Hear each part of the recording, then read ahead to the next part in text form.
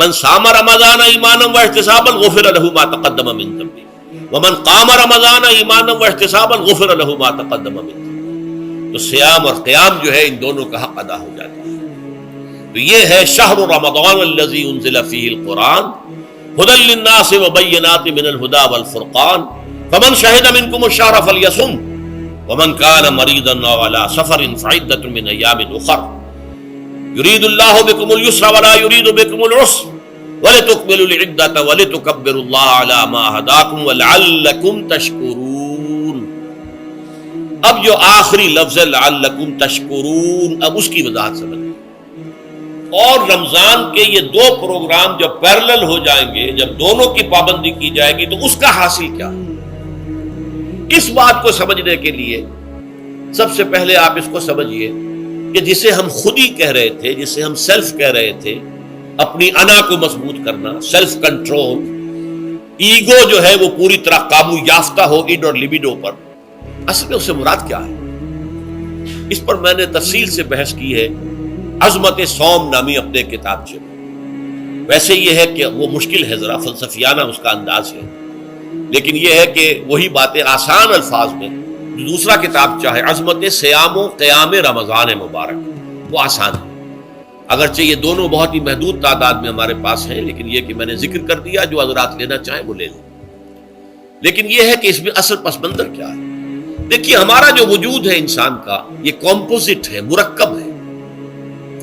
ہمارے دو وجود ہیں جو جوڑ دیے گئے. کیسے جوڑ دیے گئے ہم نہیں جانتے، لیکن ہے دو وجود. ایک وجود حیوانی ہے، میں نے عرض کیا تھا پہلے ہی، ہر انسان ایک حیوان بھی ہے مکمل، سارے حیوانی تقاضے ہمارے اندر ہیں. لیکن حیوان اور انسان میں بنیادی فرق یہ ہے کہ انسان کا جو اصل وجود ہے وہ روحانی ہے. اس روحانی وجود کی وجہ سے انسان کا وہ مقام ہوا کہ تمام فرشتوں کو اس کو سجدہ کرنے کا حکم دیا گیا. فَإِذَا سَوَّيْتُهُ وَنَفَخْتُ فِيهِ مِن رُوحِي فَقَعُوا لَهُ سَاجِدِينَ. فرشتوں سے کہہ دیا گیا تھا کہ میں ایک بشر پیدا کرنے والا ہوں مٹی سے. جب میں اسے پیدا کر لوں اور اس کی ناک پلک سنوار دوں، دو پلک درست کر دوں، تو پھر اس کے سامنے اور اس میں اپنی روح میں سے پھونک دوں تو گر پڑنا اس کے سامنے سجدہ. حیوان انسان اور انسان روحانی یہ دونوں مل کر اب آدم بنے ہیں.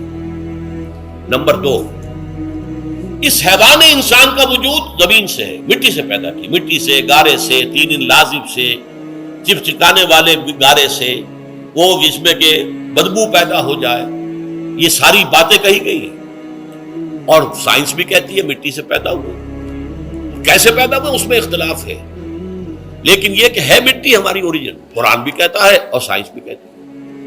اور ہمارے وجود کو جب وہ تھک جائے، مزمحل ہو جائے، اس کی انرجی کم ہو جائے، تو اس کے لیے جو غذا ہے، جو تقویت ہے، وہ بھی ساری زمین سے آ رہی ہے. آپ نے پھل کھائے، آپ نے گندم کھائی، آپ نے چاول کہاں سے آ رہے ہیں؟ اچھا بکری کا گوشت کھایا تو بکری کا گوشت کس چیز سے بنا ہے؟ اس نے گھاس کھائی ہے، اس نے پتے کھائے ہیں، وہیں سے تو بنا ہے. الٹیمیٹ سورس آپ کے وجود حیوانی کے لیے جو آ رہی ہے وہ زمین ہے. وجود روحانی کو بھی تقویت کی ضرورت ہے، وہ بھی مزمحل ہوتی ہے، کمزور ہو جاتی ہے. خاص طور پر جبکہ وجود حیوانی کا اس پر غلبہ ہو جائے، تب تو یوں سمجھیے کہ وہ بالکل بے ہوش ہو کر موت کے قریب پہنچ جاتی ہے. اس کی تقویت، اس کی غذا وہیں سے آئی ہے جہاں سے روح آئی ہے. وہ کلام ربانی ہے، روح ربانی. نفخت فیہ من روحی، من روحی، من روحی. میں پھونک دوں اس میں اپنی روح میں سے. روح کا تعلق ذات باری تعالیٰ کے ساتھ. اسی طرح کلام ربانی کہاں سے آیا ہے؟ اللہ تعالیٰ کے پاس ہے. یہ اس کی تقویت کا ذریعہ ہے. اب عام حالات میں کیا ہوتا ہے؟ ہمارا یہ وجود حیوانی چھایا ہوا ہے ہمارے وجود کے اوپر. بیچاری روح جو ہے دبی رہتی ہے، پسی رہتی ہے. اگر خدا نے خواستہ ہم گناہ گار بھی ہیں، گناہ پر گناہ کا ارتکاب کر رہے ہیں، تو وہ روح جو ہے وہ قلب کے آئینے شیشے کے اندر ہے. فیہا مصباح، المصباح فی زجاجہ، الزجاجہ تو کانہا کوکب دری. قلب جو ہے ایک شیشے کے مانند ہے جس کے اندر روح کا چراغ جل رہا ہے. اب اگر یہ اوپر جو شیشہ ہے اس پر دھواں آ گیا، لالٹین کی چمنی پر دھواں آ گیا تو اب روشنی باہر تو نہیں آئے گی۔ اگر انسان گناہ کرتا ہے تو قلب پر رین زنگ آ جاتا ہے، یا حضور نے فرمایا ایک داغ لگ جاتا ہے، اور گناہ کرتا ہے اور داغ لگتا ہے، اور گناہ کرتا ہے اور داغ، یہاں تک کہ بالآخر پورا قلب سیاہ ہو جاتا ہے۔ اب وہ روح اندر بند ہو گئی، وہ دفن ہو گئی۔ اس کے لیے اب ضروری ہے کہ اب ایک پروگرام ایسا دیا جائے جو ریورس ہو جائے۔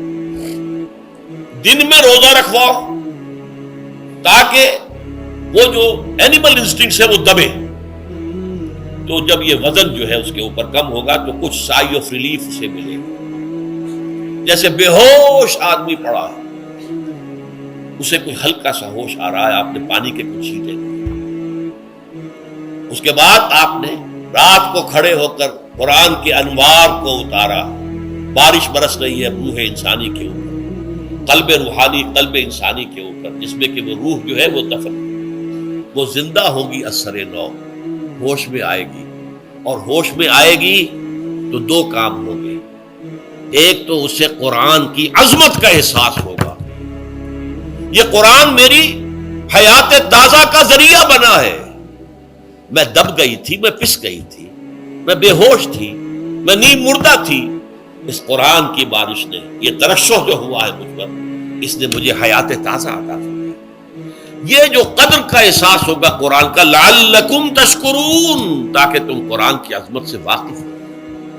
ایک انسان بھوک کی وجہ سے اس کا شوگر لیول اتنا گر گیا کہ بے ہوش پڑا ہوا، اب ظاہر بات ہے کہ آپ اسے کچھ پانی کے چھینٹے دیں گے تو کچھ ہوش میں آئے گا، پھر غذا دیں گے تو اب وہ پوری توانائی پر آئے گا، تو معلوم ہوگا اسے اس غذا کی کیا قدر و قیمت ہے۔ اگر آپ کو بھوک ہی نہیں لگتی تو غذا بے معنی شے ہے، پیاس ہی نہ لگے تو آپ کو کیا معلوم کہ اس پانی کے اندر کتنی بڑی عظمت ہے، یہ میرے لیے کتنا بڑا انعام و احسان ہے اللہ کا۔ وہ تو پیاس پر، جان پر بنی ہوئی ہو، اور پیاس اس وقت آپ کو ایک گھونٹ پانی کوئی دے دے تو آپ کو معلوم ہوگا دنیا و مافیہ سے بڑھ کر ہے یہ ایک گھونٹ پانی جو مجھے ملا۔ اسی طرح جب روح دبی ہوئی تھی حیوانی وجود کے بوجھ تلے، جبکہ وہ نیم خابیدہ یا نیم بے ہوش یا بالکل بے ہوش تھی، وہ دن میں تو روزہ رکھ کر اس پر سے حیوانی وجود کا وزن کم کیا گیا، اسے ایک ریلیف ملی۔ رات کو قرآن مجید کے انوار و برکات اس میں جذب کیے گئے تو اس کو پوری توانائی حاصل ہوئی۔ اس پوری توانائی کا پہلا نتیجہ تشکر، قرآن کا شکر۔ الحمدللہ الذی انزل علی عبدہ الکتاب ولم یجعل لہ عوجا، پھر وہ قلب کی گہرائیوں سے نکلے گا۔ سارا شکر اس اللہ کے لیے جس نے اپنے بندے پر صلی اللہ علیہ وسلم کتاب نازل کی، اور اس میں کوئی کجی نہیں رکھی، کسی طرح کی ایش پیچ نہیں۔ یا تبارک الذی نزل الفرقان علی عبدہ لیکون للعالمین نصیرا، بڑی بابرکت ہے وہ ذات جس نے اپنے بندے پر فرقان نازل فرمایا تاکہ وہ تمام جہان والوں کے لیے نذیر اور خبردار کرنے والا بن جائے۔ یہ قرآن کی عظمت کا احساس، اور ظاہر بات ہے جس قدر کسی نعمت کی قدر و قیمت کا احساس ہوگا اسی قدر تو آپ شکر ادا کریں گے۔ اگر آپ نے کسی بچے کے ہاتھ پر ہیرا رکھ دیا، اسے کیا پتا یہ ہیرا کس بلا کا نام ہوتا ہے، وہ سمجھے گا کانچ کا ٹکڑا ہے۔ لیکن اگر کوئی واقعتاً کوئی جوہر شناس ہو، جوہری ہو، اس کو آپ ہیرا دیں گے تو اسے معلوم ہے کہ مجھے کیا چیز دی گئی ہے، اس کے اندر جو شکر پیدا ہوگا وہ اس بچے کے اندر تو نہیں پیدا ہو سکتا جسے معلوم ہی نہیں۔ تو قرآن مجید کی اصل عظمت سے انسان واقف کب ہوگا؟ جبکہ اس کے ذریعے سے اس کی روح کو ایک حیات تازہ مل جائے، اور اس طرح وہ پروگرام ریورس ہو جائے جو عام طور پر چل رہا تھا، ساری توجہ اپنے جسم پر، اس کے تقاضوں پر۔ جسم میں تھوڑی سی پھنسی نکل آئی ہے، بھاگ رہے دوڑ رہے ہیں اس کے علاج کے لیے، کوئی اور مرض لاحق ہو گیا ہے، بھاگ رہے ہیں دوڑ رہے ہیں اس کے علاج کے لیے، بڑی بڑی فیسیں بھی دے رہے ہیں، ساری جسم کی پرواہ ہے، روزانہ نہا رہے ہیں اور اچھے سے اچھا صابن لا کر نہا رہے ہیں، وہ جسم کی پرواہ ہے نا، اس کی دیکھ بھال ہے، روح کی طرف توجہ ہی نہیں۔ یہ ہے وہ بات جو کہی گئی ہے سورہ حشر میں، اور جسے علامہ اقبال نے پھر اپنے فلسفہ خودی کی اساس اور سورس قرار دیا ہے۔ وَلَا تَكُونُوا كَالَّذِينَ نَسُوا اللَّهَ فَأَنسَاهُمْ أَنفُسَهُمْ أُولَٰئِكَ هُمُ الْفَاسِقُونَ۔ دیکھو اے مسلمانوں، ان لوگوں کے مانند نہ ہو جانا جنہوں نے اللہ کو بھلا دیا تو اللہ نے انہیں اپنے آپ سے غافل کر دیا، اور یہی لوگ فاسق و فاجر ہیں۔ یہ سوال پیدا ہوتا ہے کہ انسان اپنے آپ سے کہاں غافل ہوتا ہے؟ جہاں اپنے وجود حیوانی سے غافل ہوتا ہے؟ یا بھوک لگتی ہے تو وہ ادھر ادھر منہ نہیں مارتا؟ غذا کو حاصل کرنے کے لیے کوشش نہیں کرتا؟ پیاس لگتی ہے تو کیا پانی یا کوئی اور مشروب تلاش نہیں کرتا؟ کوئی بیماری لاحق ہوتی ہے تو کیا اس کے علاج کی طرف توجہ نہیں کرتا؟ اسے آرام کی حاجت ہوتی ہے تو آرام نہیں لیتا؟ اپنے اس وجود سے تو غافل نہیں. کون سے وجود سے غافل ہوا ہے؟ وہ روحانی وجود سے غافل ہے. بھول گیا کہ میرے اندر روحانی وجود بھی ہے اور اس کا تعلق ذات باری تعالیٰ کے ساتھ. اس نے سمجھا کہ میں بس حیوان ہوں، نرا حیوان ہوں، اپنے اس وجود کی اصل حقیقت ہی سے بے خبر، غافل. چنانچہ آج کے دور کا سب سے بڑا المیہ کیا ہے؟ ڈارون کے نظریے کے جو اثرات پیدا ہوئے ہماری معاشرت پر، ہماری سوچ پر، ہمارے فکر پر، ہمارے فلسفے پر، ہماری سوشولوجی پر، وہ کیا ہے کہ ہم بھی نرے حیوان ہیں. اللہ کا خیر سر، یہ سب سے بڑی محرومی ہے اس دور کی کہ انسان اپنے اصل شرف سے خود ہی مستعفی ہو گیا. ہمارا کوئی وجود ہے ہی نہیں، روحانی وغیرہ. روح کسے کہتے ہیں ہم نہیں جانتے، بس یہ جسم ہے. ہم اللہ کو نہیں جانتے کون ہے کون نہیں ہے. ہوگا ہم تو اس کائنات کو جانتے ہیں. ہم روح سے واقف نہیں، ہم تو اپنے جسم کو واقف. آخرت سے ہم ہمیں کچھ پتہ نہیں، شاید ہو شاید نہ ہو، کچھ پتہ نہیں، لیکن یہ زندگی تو ہے، اسے ہم جانتے ہیں. یہ ہے آج کے انسان کا سب سے بڑا المیہ. اور یہ ہے ماس اسکیل کے اوپر ارتداد، ذہنی طور پر مرتد ہو چکے ہیں. انسانوں کی عظیم اکثریت مرتد ہو چکی ہے. یہ ہے در حقیقت کہ روزہ جو ہے اس پروگرام کو آ کر ریورس کرتا ہے. دن میں کھانے پینے، جنسی تقاضے پر پابندی، وہ وجود حیوانی کا بدن کچھ کم، روح جو دبی ہوئی تھی یا سسک رہی تھی یا بے ہوش تھی یا نیم بردہ تھی، اسے کچھ ریلیف ملا. اب اس کے اوپر قرآن مجید کے تیرے ضمیر پہ جب تک نہ ہو نزول کتاب، گرہ کشاہ نہ رازی نہ صاحب کشاف، ہمارے دلوں کے اوپر بارش ہو رہی ہو انوار قرآنی کی. وہ ظاہر بات ہے کہ بغیر سمجھے تو نہیں ہوگی بارش، وہ تو آپ کو سمجھ رہے ہوں گے تو بارش ہوگی. ورنہ تو یہ ہے کہ ٹھیک ہے، میں پہلے بھی عرض کر چکا ہوں، آپ کو ثواب تو ملے گا، لیکن یہ ہے کہ وہ اصل مقصد قرآن کی عظمت کا قلب کی گہرائیوں سے اعتراف جو ہے، اور اس پر اللہ کا شکر تو ادا ہوگا. لعلکم تشکرون، جبکہ قرآن مجید جو ہے آپ کے قلب کے اوپر نازل، اس کا مفہوم نازل. اچھا، اس کا دوسرا نتیجہ کیا نکلتا ہے؟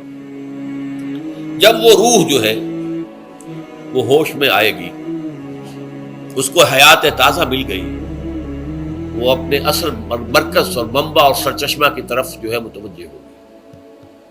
عربی زبان کا ایک مقولہ ہے، کل شیء یرجع الی اصلہ، ہر شے اپنی اصل جڑ کی طرف جو ہے لوٹتی ہے. ہمارا وجود حیوانی زمین سے زمینی کی طرف لوٹتا ہے، یعنی مرنے کے بعد زمینی میں چلا جائے گا. اور نمبر 2، دنیا میں بھی زمینی خواہشات، زمینی تمنائیں، آرزویں وہ ہیں. ولکنہ اخلد الی الارض، جیسے کہ سورہ وہ کہا گیا ہے بلعام بن باعورہ کے بارے میں سورہ اعراف میں، وہ تو زمین ہی کی طرف دھنستا چلا گیا. ہماری روح کا منبع اور سرچشمہ ذات باری تعالیٰ ہے، وہ امر رب ہے، لہذا فوراً انسان اپنے رب کی طرف متوجہ ہوتا ہے. یہ اللہ کی طرف متوجہ ہو جانا اور پھر اس سے ہم کلام ہونا اور اس سے دعا کرنا، یہ ہے روزے کا اصل مقصد. جب سیام اور قیام رمضان مبارک کا دوہرا پروگرام ہوگا تو روح انسانی یا انسان کا حیوانی وجود اپنے مرکز کی طرف مائل پرواز تھا. حسن، اس کو کہہ لیجئے اپنے مرکز کی طرف مائل پرواز ہے. روح ہر شے اپنی اصل کی طرف لوٹتی ہے، لہذا یہ اللہ کی طرف متوجہ ہوگی. یہ اللہ تعالیٰ کی طرف متوجہ ہونے کا معاملہ دنیا میں رہا ہے کہ لوگ کہیں جنگلوں میں جا کر تپسیائیں کر کے، غاروں میں بیٹھ کے، بڑی بڑی ریاضتیں کر کے کیا چاہتے تھے؟ مجھ کو ہے تیری جستجو، مجھ کو تیری تلاش ہے. خالق میرے کہاں ہے تو، مجھ کو تیری تلاش ہے. میں نے یہ نظم جو ہے تقریباً 6 سال جو ہے ہر روز صبح، ہمارا جو ہائی اسکول تھا اس میں جو صبح پریئر ہوتی تھی، لوگ سب جمع ہوتے تھے، پورا اسکول جو ہے اس کے ہمارے طلبا، تو یہ نظم جو ہے پڑھی جاتی تھی. مجھ کو ہے تیری جستجو، مجھ کو تیری تلاش ہے. خالق میرے کہاں ہے تو، مجھ کو تیری تلاش ہے.